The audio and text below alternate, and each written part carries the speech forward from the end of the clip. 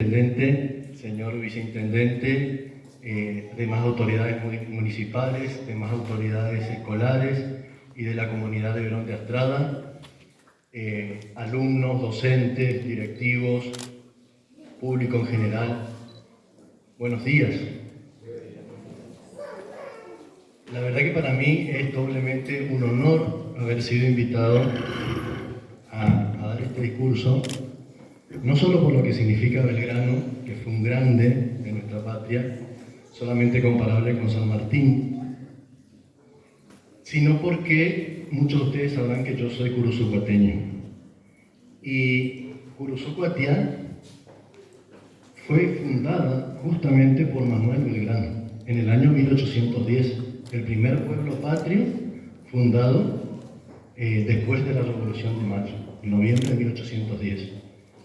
O sea que se imaginarán que yo crecí escuchando desde el jardín de infantes toda la escuela primaria, secundaria, que la hice, dicho sea de paso, en el colegio Belgrano, donde tuve el honor también de portar la bandera nacional, escuchando la vida y obra de Belgrano. Se imaginarán que para mí Belgrano no es un prócer más, es nada menos que no solo uno de los padres de la patria junto con San Martín, sino también el fundador de mi pueblo. De ahí que para mí sea tan importante esta casualidad de que nos haya tocado a nosotros, y a mí particularmente, el discurso de Manuel Belgrano. Y digo Manuel Belgrano porque hay que reivindicar esta fecha no solamente como el Día de la Bandera, sino como el Día de Manuel Belgrano, porque la obra y el legado de Belgrano es mucho más, por supuesto, que el hito es la bandera nacional, pero es mucho más que la bandera nacional. Manuel José Joaquín del Corazón de Jesús Belgrano era su nombre completo, lógicamente que él firmaba Manuel Belgrano nada más, a veces firmaba M. Belgrano. Nació en 1770, 6 años antes de la creación del Virreinato del Río de la Plata, es decir, todavía dentro de lo que era el Virreinato del Alto Perú, en la ciudad de Buenos Aires, lógicamente, dependía del Virreinato del Alto Perú, una familia súper numerosa, de 15 hermanos, imagínense, así todo era una familia de clase media alta, porque el padre era comerciante, era italiano, logró hacer una fortuna como comerciante, y si bien en Argentina teníamos en el Virreinato teníamos la Universidad de Córdoba, el padre decidió enviarlo a estudiar a la Universidad de Salamanca, que era la universidad más prestigiosa del mundo en ese momento. En la Universidad de Salamanca, y también parte de sus estudios en la de Valladolid, estudia Derecho, o sea, abogado, y Economía Política.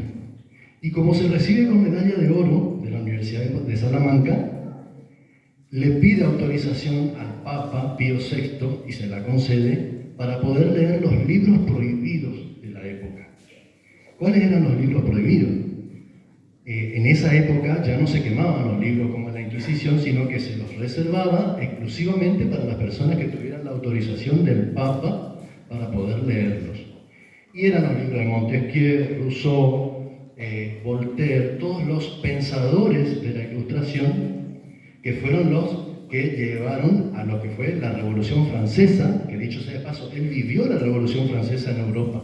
En 1789, él tenía 19 años, estaba estudiando en Salamanca cuando se da la Revolución Francesa. Entonces, claramente que todas esas ideas de igualdad, libertad, fraternidad, etc., impregnaron a Belgrano. Cuando Belgrano vuelve a Buenos Aires en 1794, se hace cargo del consulado de Buenos Aires, como secretario del consulado. Y él intentaba, con sus colegas, expandir esas ideas que había aprendido, no solamente sobre libertad, igualdad y demás, sino también sobre temas de comercio, de libre comercio. Tenía una visión muy innovadora para la época. Por supuesto que sus compañeros del consulado no le hacían caso, y él aprovechaba las memorias a fin de año, cuando tenía que hacer la memoria de la institución, para dar a conocer todas esas ideas innovadoras que él tenía. Una de esas ideas innovadoras fue en 1799, crea una escuela náutica y una academia de dibujo y geometría, porque él decía que era fundamental para poder desarrollar industrialmente el país.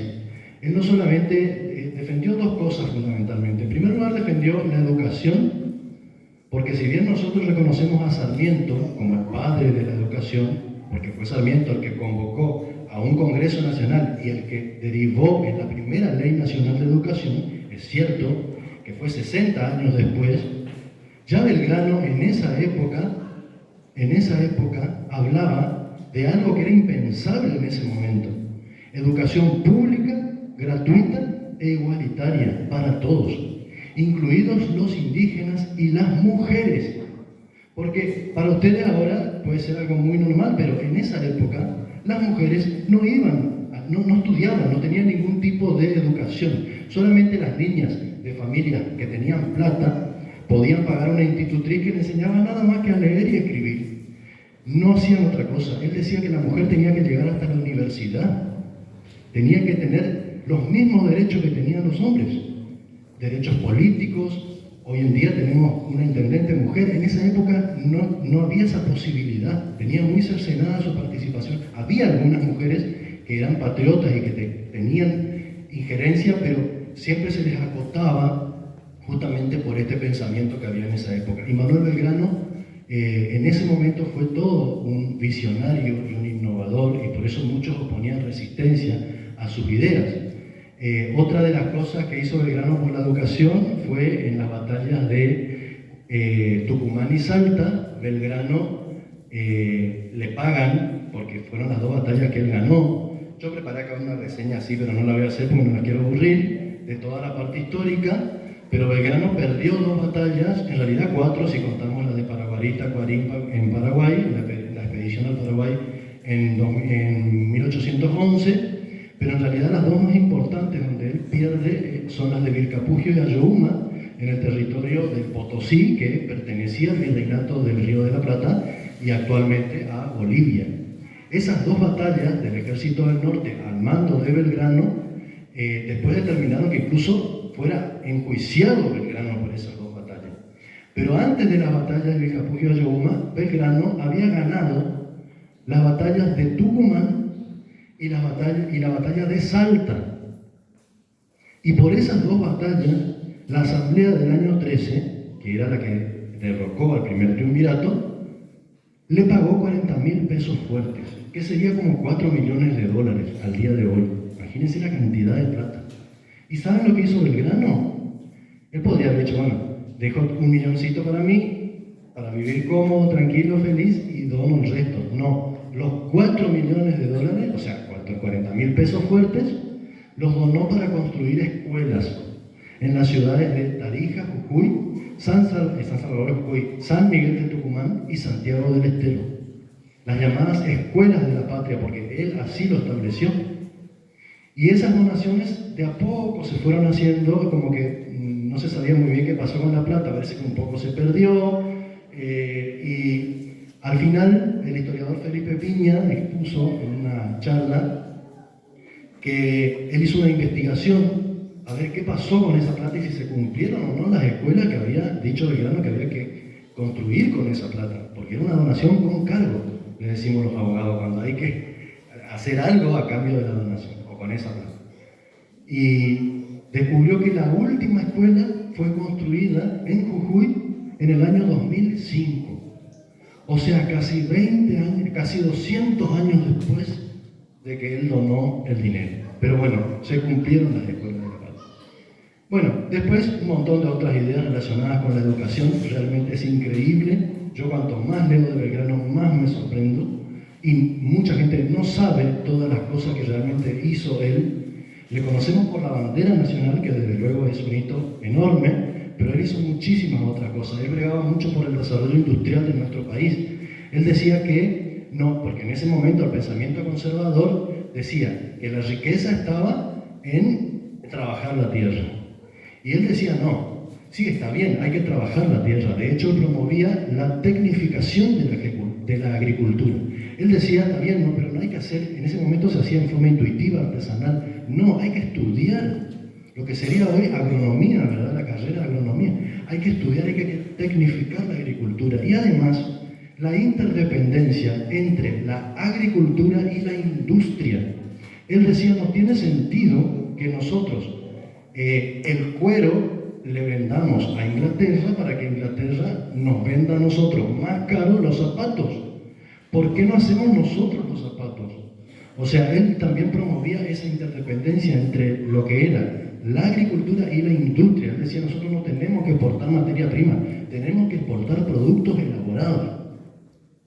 Todo esto que después termina cumpliendo mucho tiempo después, él a principios del siglo XIX, fines del siglo XVIII en realidad, porque él ya cuando empieza a escribir para los periódicos, porque es otra cosa, Manuel Belgrano fue el primer periodista contemporáneo con Mariano Moreno. Hay muchas cosas que se le adjudican a otros, pero que en realidad el que primero empezó a hablar de esas cosas, el primer economista argentino.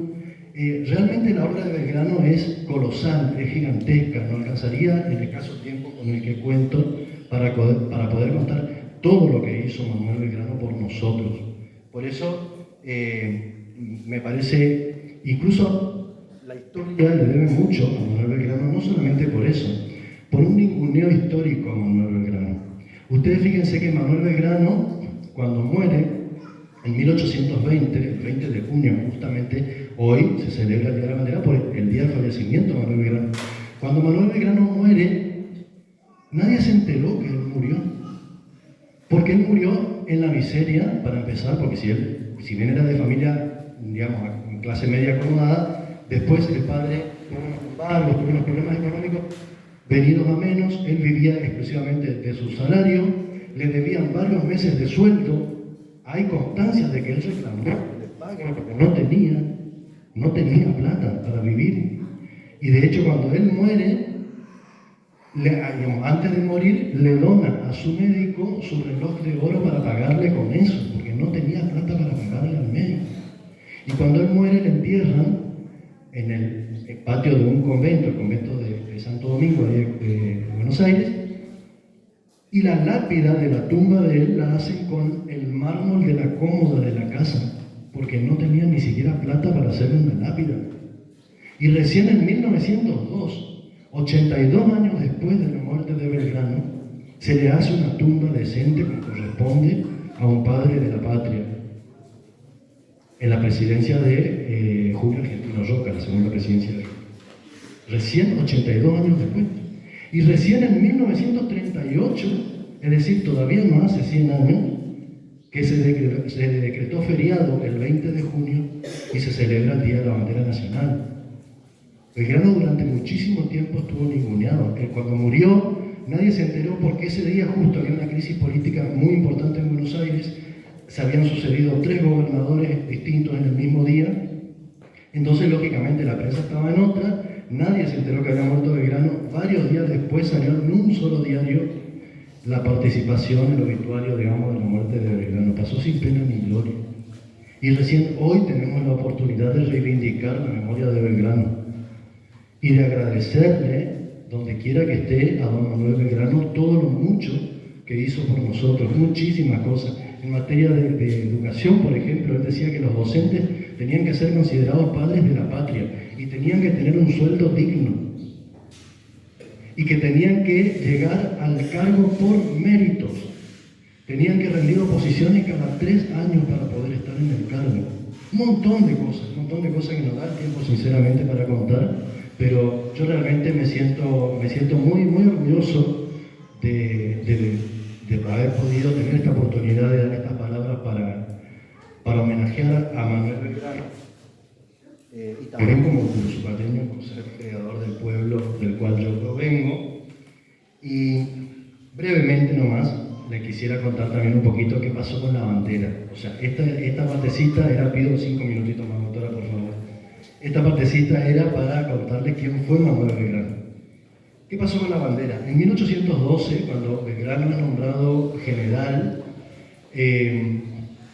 lo que hace Belgrano es se va a Rosario a crear una artillería, una batería llamada Independencia, y en Rosario él primero pide autorización al Triunvirato para crear la escarapela. La escarapela nacional. Hablando de batería. Bueno, hablando de batería. Primero le pide autorización al triunvirato para crear la carapela, porque en ese momento no era la carapela como teníamos nosotros ahora. La carapela era blanca, la que hay versiones que dicen que era roja, incluso la que repartían French y Beruti en la Revolución de Mayo, en el 25 de mayo de 1810, el Cabildo Abierto y todo eso. Algunos dicen que eran blancas y otros dicen que eran rojas. Y Belgrano lo que hace era el color celeste. ¿Por qué? Porque era el color de la casa de Borbón, del rey Carlos III de España. Y ustedes se preguntarán, ¿por qué los colores? ¿Por qué esos colores? Bueno, a su vez, el rey se había inspirado en los colores de la Virgen, de la Inmaculada Concepción, que eran celeste y blanco, y que es el color de la mayoría de las vírgenes, de Luján, de Itatí, de todo eso. En ese momento ellos no querían ser tan drásticos con los cambios. De hecho, si ustedes investigan un poco, van a ver que la primera junta de gobierno, la del 25 de mayo de 1810, no era una junta independiente. El nombre de la junta era Primera Junta Provisional Gubernativa a nombre de don Fernando VII. O sea, ellos no pedían independencia en ese primer momento. Después sí, lógicamente. 6 años después termina con la independencia en el Congreso de Tucumán. Pero en ese momento ellos querían ser autónomos. No es lo mismo autonomía que independencia. Ellos querían tener su propia organización, pero dependiendo de la corona. Entonces, lógicamente, se siguió izando el pabellón español, la bandera roja y amarilla española, hasta el año 1815, con el fuerte de Buenos Aires. Y Belgrano se da cuenta de esto en 1812 y dice, primero pide autorización para la carapela, y para que no sea tan, como esos colores ya eran familiares para los españoles por la Casa de Borbón, elige celeste y blanco, para que no sea distinto a lo de la bandera española, pero no tan distinto a lo que estamos acostumbrados a ver. Entonces, pide autorización para la carapela, el triunvirato le da la autorización para que haga la carapela. Al poquito tiempo, ahí en Rosario, él decide crear la bandera, porque él decía, no podemos estaban armando un ejército para luchar contra los realistas. No podemos luchar contra el enemigo con la misma bandera del enemigo. ¿Cómo vamos a ir con la misma bandera de España a luchar contra España? No. Entonces, él dice, no, voy a usar, le escribe una carta al triunvirato donde él le pide autorización y le avisa que siendo necesario enarbolar bandera y no teniéndola, va a hacer una y le va a poner los mismos colores que la carapela que ya había sido autorizada. Cuando recibe eso el triunvirato, rechaza por razones de política internacional, porque además, no solamente con España, todas las potencias de Europa en esa época estaban en contra, porque lógicamente todos tenían sus colonias en América y tenían miedo que todas las colonias se levanten y se independizaran de las potencias europeas. Entonces, lógicamente que había una cuestión de política internacional, el triunvirato le deniega a Belgrano que enarbole la bandera, pero Belgrano, cuando manda la petición, en esa época iban en carreta, imagínense lo que tardaban en llegar los correos, ese mismo día ya enarbola la bandera, el 27 de febrero de 1812, a orillas del río Paraná, en la ciudad de Rosario, y le hace prometer, jurar lealtad a esa bandera, lo que van a hacer hoy estos niños, a su ejército. Y cuando viene la carta del triunvirato donde le prohibía terminantemente y le pedía destruir o esconder la bandera a Belgrano, ya era demasiado tarde, porque Belgrano 2 días antes ya se había ido de campaña a la campaña del Alto Perú con el ejército del norte. O sea que él no recibe eso. Como él no recibe eso, cuando él llega a Jujuy, antes de que después se va a dar lo que se va a llamar el éxodo jujeño, él lo que hace es bendecir la bandera y hace jurar nuevamente sobre esa bandera. Bueno, cuando recibe la amonestación por parte de Buenos Aires, en la batalla de Tucumán, que triunfó, no la utiliza. En la batalla de Salta sí la va a usar, porque ahí ya había cambiado el gobierno, ya estaba la asamblea del año 13, y la asamblea del año 13 sí le permite a Belgrano que haga la bandera. Entonces ya hace una nueva bandera. ¿Y cómo era esa bandera de Belgrano? No era como la que tenemos ahora, con 2 líneas blancas y un sol en el medio, 2 líneas celestes, una blanca en el medio y el sol el sol de mayo, digamos. No era así. Era solo una franja blanca y una franja celeste. Así era la bandera. De hecho, el cuadro que estaba grande y atrás de la bandera era celeste y blanca. Dos franjas nada más. Recién en 1816, el Congreso de Tucumán va a adoptar esa para la bandera menor, las dos bandas celestes y la banda blanca con el sol en el medio. Y en 1818 también el Congreso le va a adjudicar el sol de mayo, que es la bandera mayor. Durante mucho tiempo hubo dos banderas, bandera mayor y bandera menor. La bandera mayor, que era para la guerra y para los actos oficiales, con el sol en medio. El sol tiene toda su explicación, también no le voy a decir porque ya es demasiado largo lo que tengo que decir. La doctora me dijo 10 minutos nada más. Y la bandera menor, que es sin el sol. En 1869, la presidencia Sarmiento dicta un decreto donde autoriza que todos los argentinos puedan usar la bandera, sin aclarar. Luego, lo que hace Roca, 1884. ¿Puedo hablar sin micrófono? ¿Me escuchan?